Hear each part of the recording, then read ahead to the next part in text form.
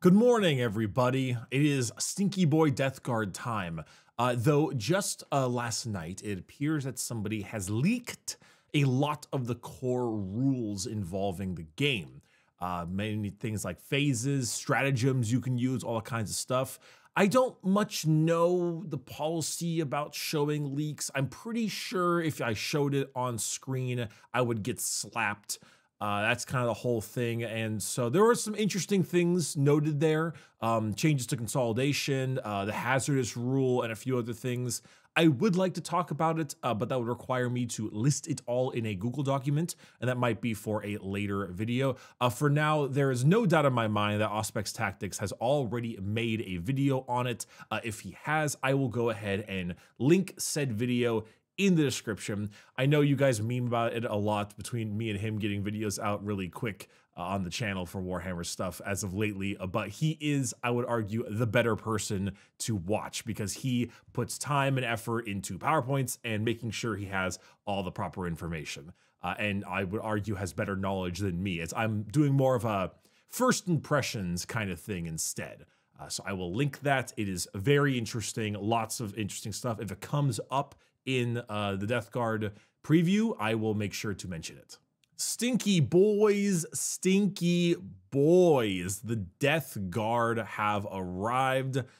Oh, Blessings of Nurgle for the something of Pestilence? The Rotted Brotherhood. That's pretty good. I actually like that one a lot. The Death Guard, yes, a very fun and flavorful army. The extremely slow but inexorable. The just like, why fight our enemies with bullets and knives when they can just die by our very presence alone? The Nurgle taken over 13th Legion? 14th Legion, because it's divisible by 7. That's right, yep. Good old Death Guard. So, Buddy Demecki on Dice Check, huge fan of Death Guard. Honestly, a rather popular army, Death Guard, as far as Marines go. I think people just really like the aesthetic, and I would agree.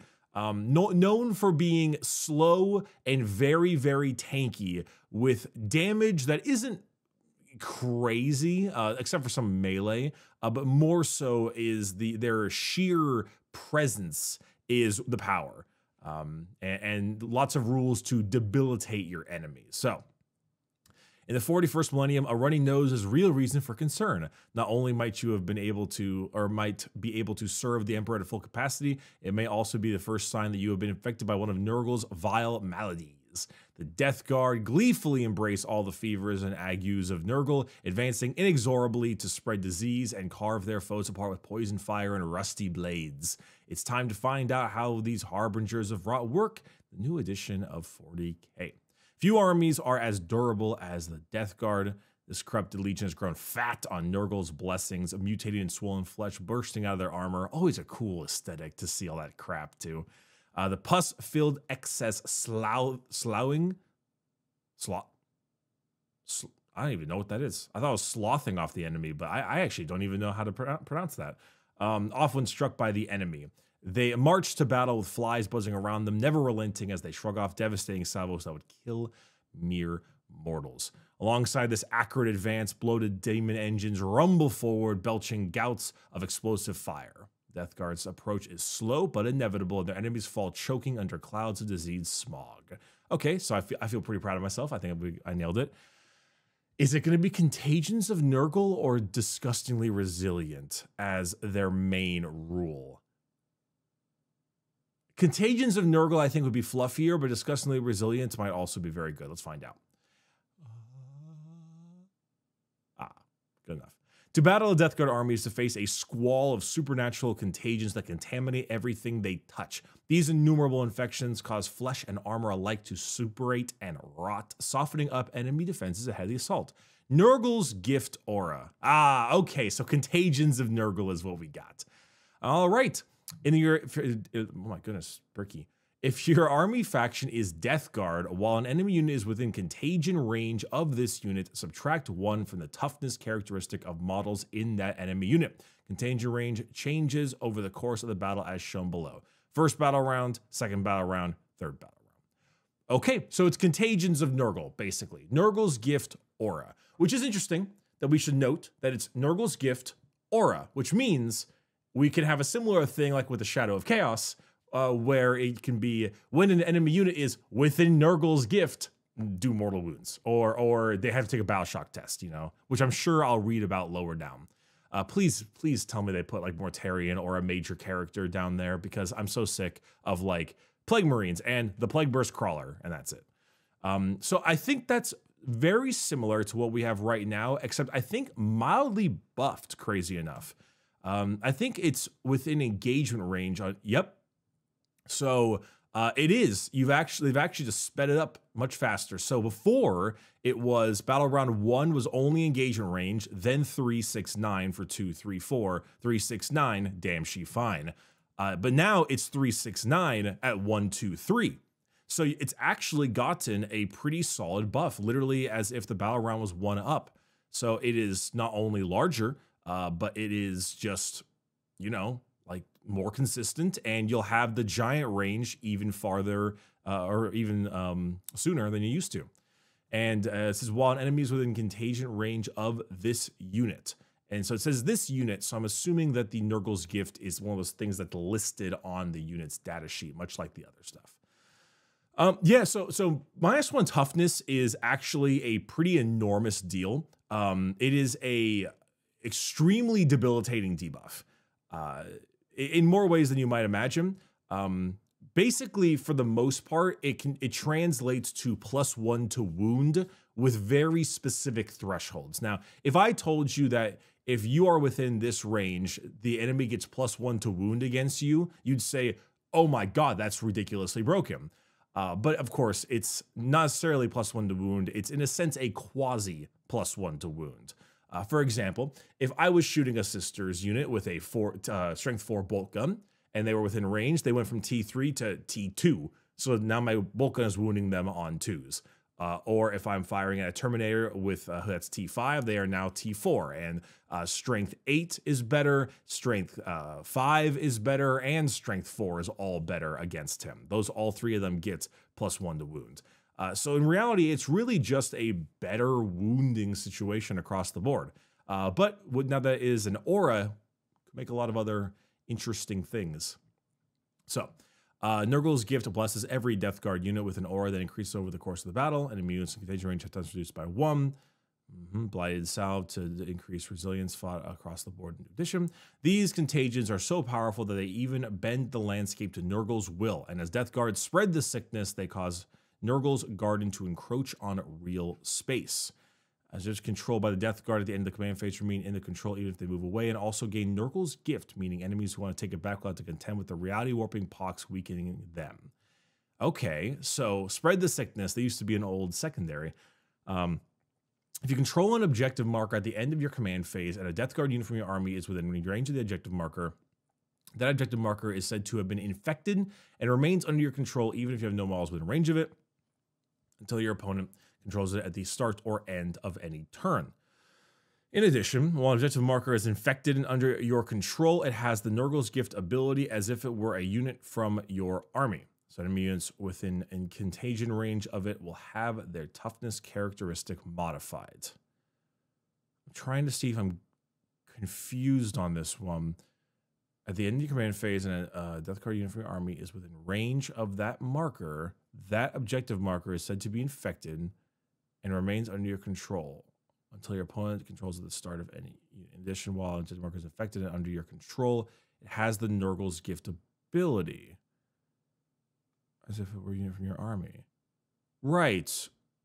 But if it's... Oh, okay. I guess it... Well... Why does that matter? Am I dumb? So my issue I'm having here is that it says, while it is infected under your control, it has Nurgle's Gift. But it's only infected and under your control if you have the objective marker, which is if your opponent is not on it. Because if your opponent's on it, you know, like, then it's no longer yours. And so why would it even matter? And if you're also on it with your opponents, then you most likely are about around 2 or something. You've got a 6-inch aura of Nurgle's Gift anyway. So why bother? I'm trying to understand the scenario in which it's useful. It says it is said to be infected and remains under your control even if no models engage in range of it until your opponent controls the start or end of any turn.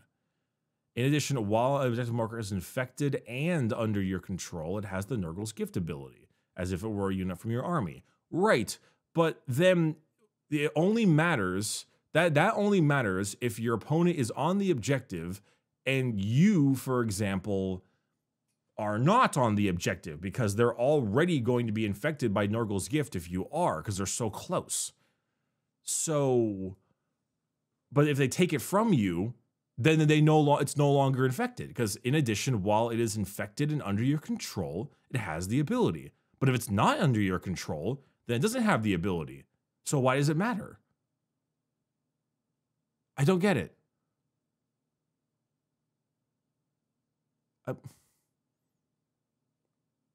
I don't quite get it.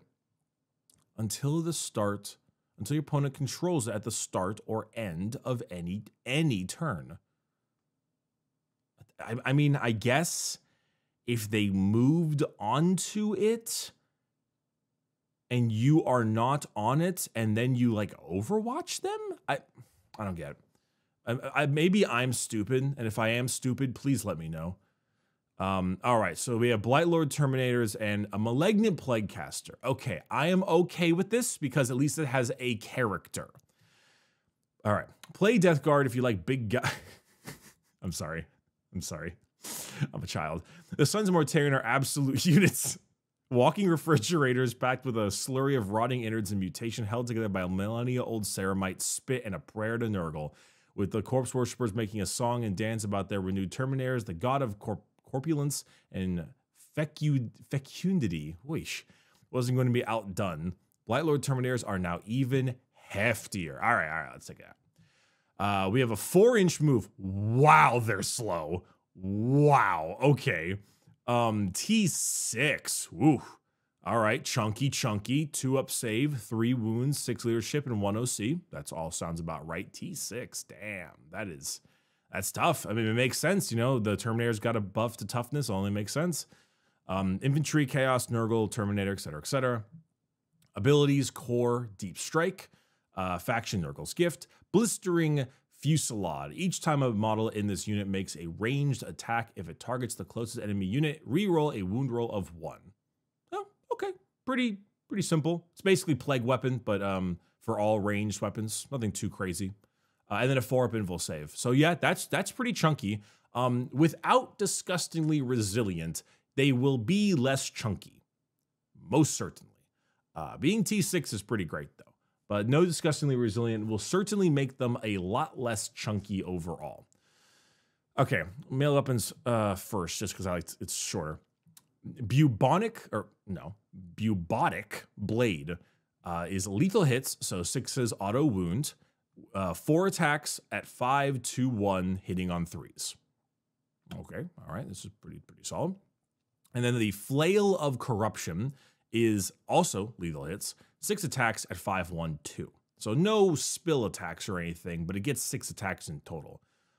Okay, I'm assuming Bubonic Blade is that the main weapon they use, and the rest have the flails. Blightlord Terminators, here we go.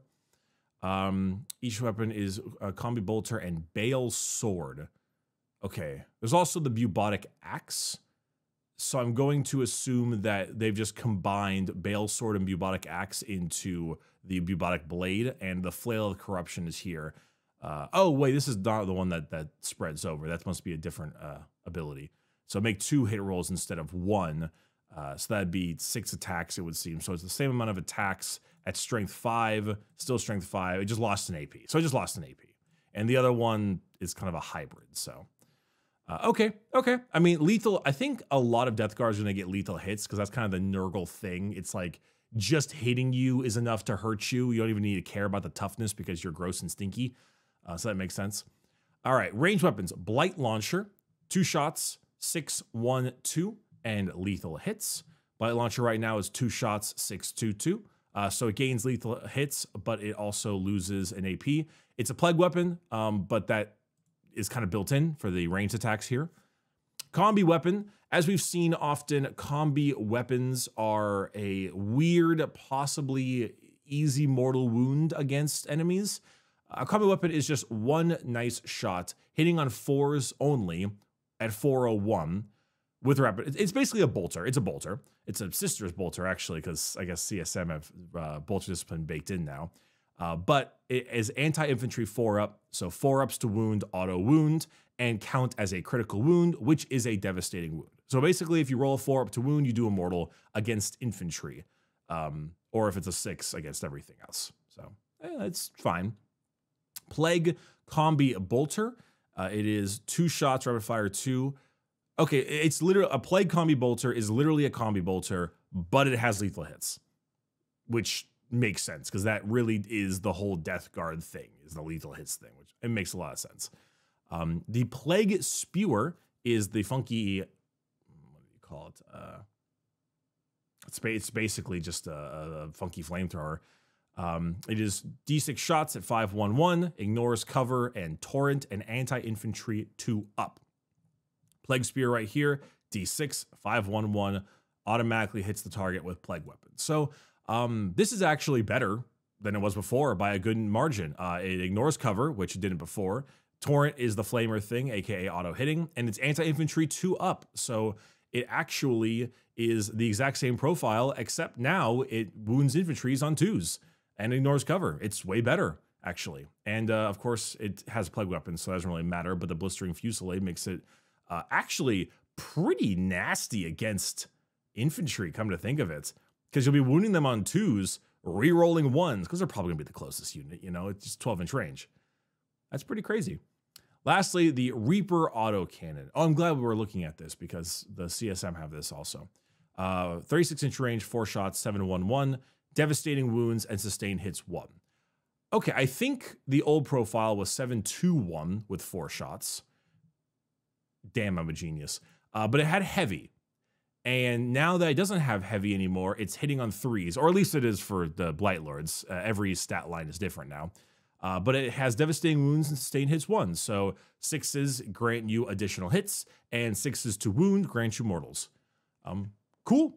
Yeah, I mean, this weapon list here for the Terminators really do look like Nurgle-y things. Nurgle has always been the lethal hits kind of army.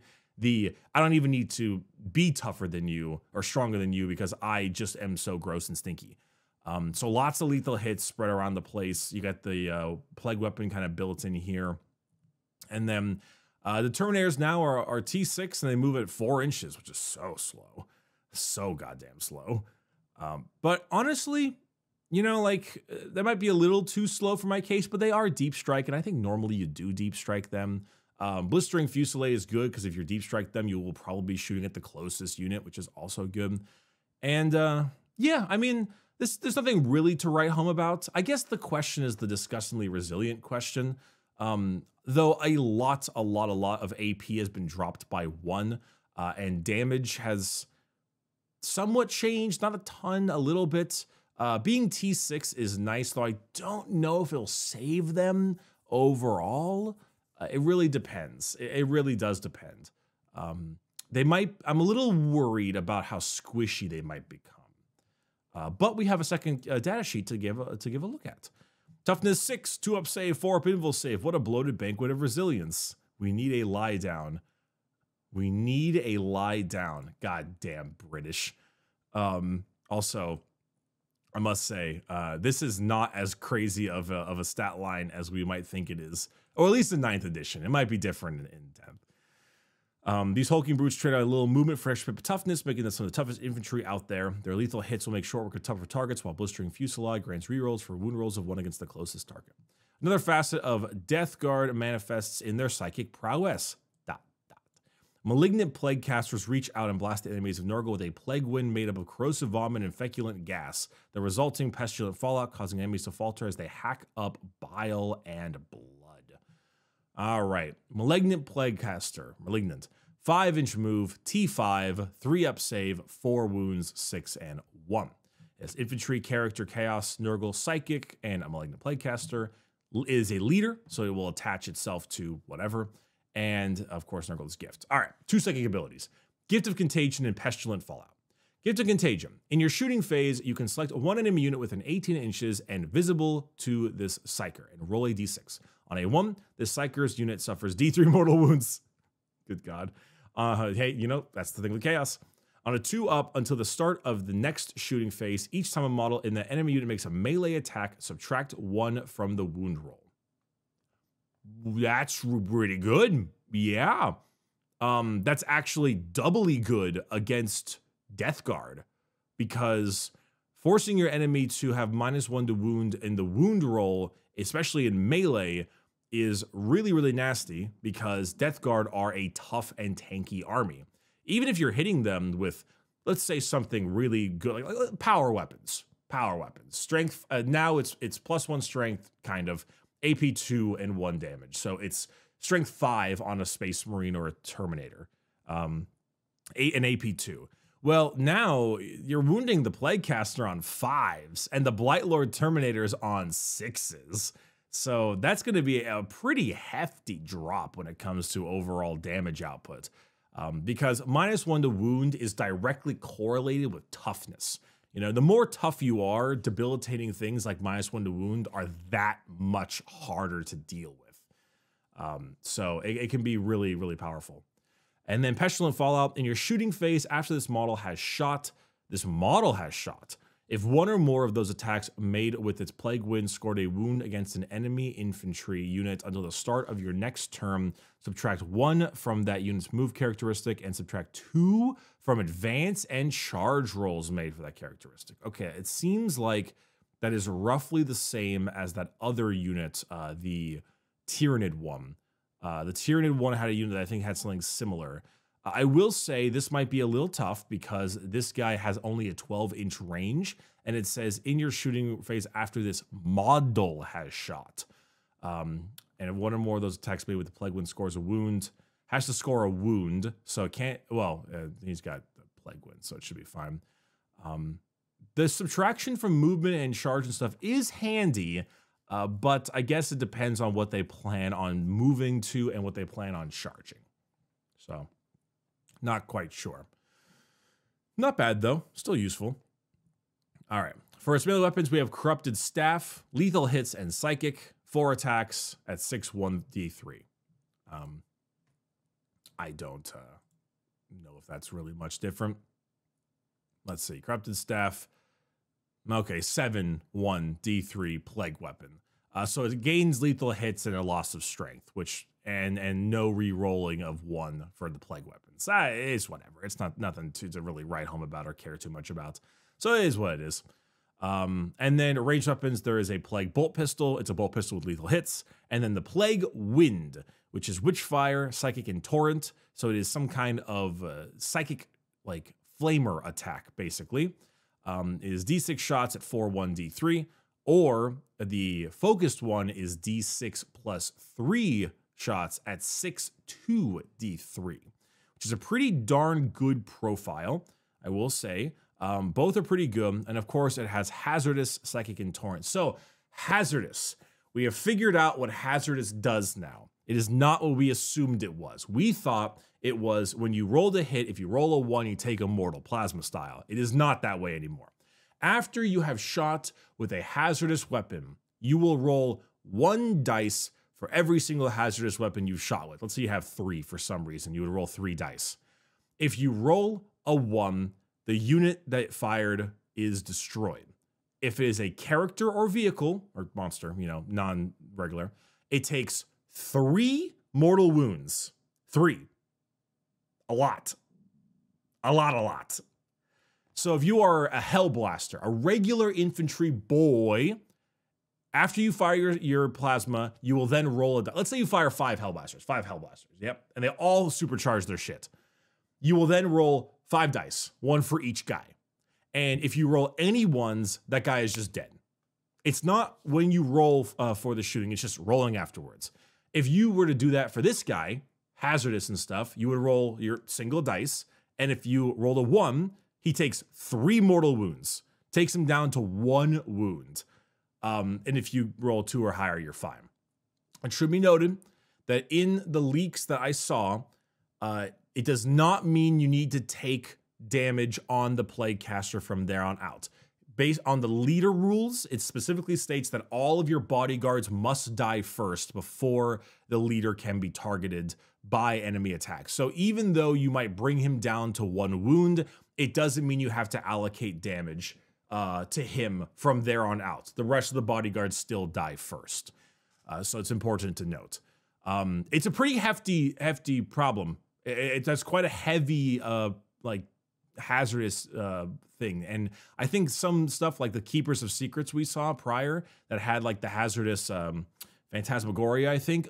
I mean, that might be a deterrent. That's 3 mortal wounds. That's a lot. So who knows? Interesting character here. This actually is Plague Wind is pretty solid, and the Gift of Contagion is a great defensive buff. Pestilent Fallout's okay. It says in your shooting phase, so unfortunately you can't do some shenanigans by hitting them with Overwatch and then therefore subtracting 2 from your charge, or even in your opponent's movement phase. So that's a little unfortunate. Though I will say the new Overwatch stratagem might be pretty nasty with things like the Plague Wind ability. So we'll see how it turns out overall. If you didn't know, Overwatch now can happen at the start of the charge phase, the end of the charge phase, the start of the enemy's movement phase, or like when they come in. Basically, if an enemy moves a unit within 24 inches of any of your units, you can then Overwatch them. Like, hey, I'm going to move these guys within 12 of all of these Terminators with flamers. Okay, fine. Here's 1 CP. I'm going to flame all of them. Major mistake. So, interesting thing to note. Anywho, that's the Malignant Plaguecaster. He seems fine. He seems fine. Nothing particularly fancy about him. Good toughness, you know, kind of low wounds. Pretty solid Plague Wind. Good Gift of Contagion. The rest is kind of all right. Weapon Spotlight. Ah, yes, the Plague Burst Mortar. Let's give it a look-see. So, blast, indirect fire, and lethal hits. 48-inch range. Of course, blast +1 shots with a unit of 5 or more, or for every 5. Indirect fire, we already saw that. That is, if you don't see them, -1 a hit, and they get the benefits of cover at all times. And then you get lethal hits, which is 6's auto wound. D6 +3 shots, 8, 1, 2. All right. All right, here's the real question. That's a lot of shots. That's a good amount of shots. It's a very good amount of shots, actually. But how much, how are we doing here? So, Plague Burst Mortar, D6 shots at 8, 2, 2. So it lost an AP. It gained significantly more shots. And the blast is way better. And the lethal hits is way better. In your shooting phase, after this model is shot, what do you mean? If one or more of those attacks with its Plague Burst Mortar scored a hit against an enemy infantry unit, they must take a battle shock test. Wow. Then, I mean, with the exception of the AP nerf, this is just a flat-out buff. The Plague Burst Mortar was never really that good. I mean, it was pretty okay for a time, but right now, it's just not that great. This is a pretty substantial buff because it's D6 +3, but it'll probably be minimum D6 +4 because you're going to be firing into units of 5 or higher, and then even higher than that maybe. Strength 8 is very good. However, the toughness is different. I should note that. Strength 8 is like the new Strength 12 or something, or 10 or whatever. So this is strength worse than that. It'll be significantly worse against vehicles. The Plague Burst Mortar is now entirely used for dealing with elite infantry and regular infantry. This is a Space Marine killer. The AP is kind of bad, though. It kills things of some variety, I'm sure. But the damage is still good. You know, it'll hurt the infantry decently. And based on its spore-laced shock waves thing with the battle shock test against infantry units only, that seems to be what its goal is. Pretty good, actually, overall. Just overall a very solid mortar. I think it's quite good. It'll, you know, if you're firing it indirect, it'll be, what is that? D6 plus, let's say 4 shots. So D6 plus 4 shots. Let's be generous. You roll a 4. The average is 3 or 4. Let's be generous and say 4. You got 8 shots, -1 to hit. So you're getting on 4s. 4 out of the 8 land. And then let's say one of them is a lethal hit. So you got 3 left. You're firing at regular Marines. So you're wounding on 2s. So we'll say the other 3 just make it. So all 4 wound. And then the Space Marines need to take 3 up saves because they get cover automatically, negating the AP1. They probably only fail 1, maybe 2, statistically. So at most you kill 2 Marines, and then they take a battle shock test. Yeah, I mean, that's not that annoying. You know, I mean, Plague Burst mortars are not something you can really spam. You can only have 3 Plague Burst crawlers, and there's other reasons why this thing is good, particularly the entropy cannon. So yeah, I mean, you know, it's fine. I really wouldn't be too worried. Let's be honest right now. Death Guard were not the indirect fire problems. They never were.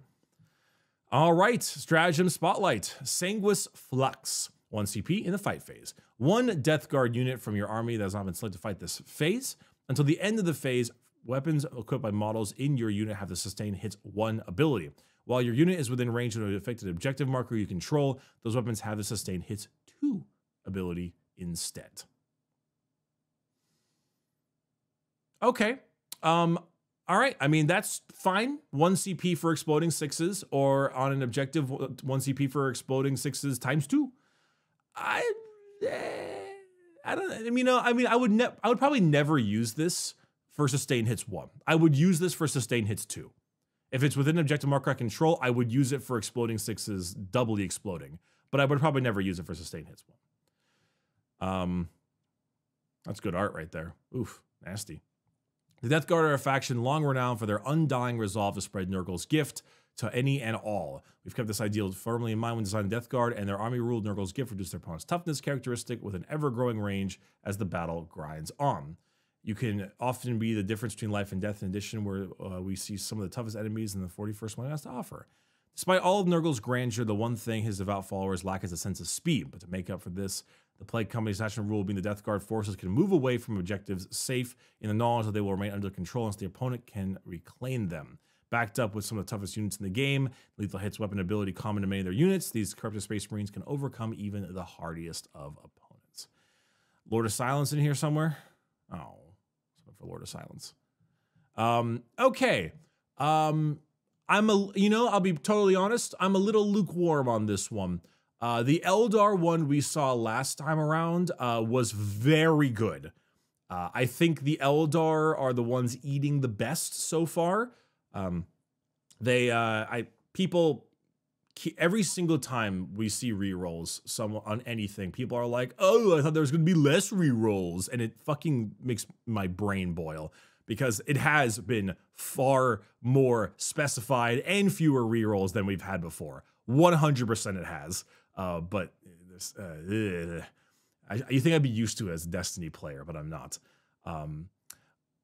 Aeldari have had probably the best preview, and I think that their preview has probably come with a points increase on a few of their things. Aeldari did lose Fire and Fade as well. So despite their, despite their strength as an army overall as Aeldari, I think that they will definitely be those glass cannon armies, which is what they're supposed to be. As for Death Guard, I guess my main issue is their ability to be tough. Nurgle's Gift is a really good ability that is used entirely to increase their damage output. Reducing toughness increases the enemy's damage, or the damage against the enemy. Spread the Sickness is nice. It's basically army-wide sticky objectives. But I still don't get that second part. I don't get it. I don't know if I'm crazy, but it's like, why would it matter if it's under your control, if it's infected, if the opponent grabs it and takes it? I don't know. I don't get it. And like, if you're gonna attack them, then they're already in range. Whatever. It's a whole thing. Anyway, unit spotlight. Of course, for the Blightlord Terminators, being T6 is good. They're still very hardy as a stat line. Good toughness, you know, good saves, good, lots of wounds. And, you know, they will probably hit quite hard. These are some decently strong hitting weapons. And also, things like Strength 5 find a great break point with the -1 toughness, because then T10 will then go down to the 9, allowing you to wound on 5s. And then toughness 6, 5, and 3 all will be dropped significantly and make it a lot better. So a lot of good things there for damage. Plague Caster we've already talked about too. You know, things like Plague Wind, really good. Lots of options there. Special and Fall, a little iffy on. But the Mortar seems pretty good overall. It seems like a nice little bit of chip, and the Stratagem is okay. Sustain hits 1, probably not. Sustain hits 2, probably, yeah. I guess you could use it for like a big squad of Plague Marines instead. It all depends. I'm a little lukewarm on this, and the only reason is because while the game's killiness is going down, I'd say significantly, between cover and AP drops and ranges and a lot of the big scary shooting armies going to 4 up to hit, I would say that I am a little bit worried still about their toughness. Disgustingly Resilient was -1 damage, and that was a pretty substantial toughness increase, and they don't seem to have it anymore, which I'm kind of okay with, because it was rather aggravating to deal with. It sucked that you'd basically walk up to fight the Death Guard and be like, oh, well, my strategy is just dead. So, cool. Because you took a bunch of, you know, 2 damage, 3 damage weapons instead. There were some armies that were just like that, and it was always rather aggravating. But despite that, you know, I'm a little bit like, I don't know, B-. They haven't shown me anything that makes me really excited, and they haven't shown me any ways for them to be tougher than they already are, like the Plague Surgeon, or maybe any kinds of Chaos Lords, other stratagems they could use. If the main reason why Death Guard is so tough is because they just have literally high toughness, then all right, totally fine. And if they are just debilitating, but I would like to have seen a bit more. I needed a bit more to be super excited about it. It seems like NIDs are going to become this kind of like control army, like a blue deck in Magic kind of thing. And I thought that maybe the Death Guard would be the tough version of that, the anti-rules, the debuff group. And we've seen a little bit of that, but not quite enough. So I'm a little iffy on this reveal overall. We'll see. Death Guard can either be really good and you're just like, I can't kill anything, or they don't do anything. Okay. Let's see here. Don't worry if you see your favorite yet. We're working our way through them every weekday. Imperial Knights are stomping over the horizon tomorrow. Okay. This is a the psychic prowess of Mortarion is as legendary as it is ironic. Yeah, he wasn't a Psyker fan. Okay, Knights are going to be an enormous question. Arguably one of the ones I was the most curious about, because it's an army of big robots, and toughness is going up, and lethality is going down, and what's going to happen? I have no idea. But Knights are next, and we'll see. Okay, well, thank you everyone so much for watching. I will see you tomorrow for Knight stuff.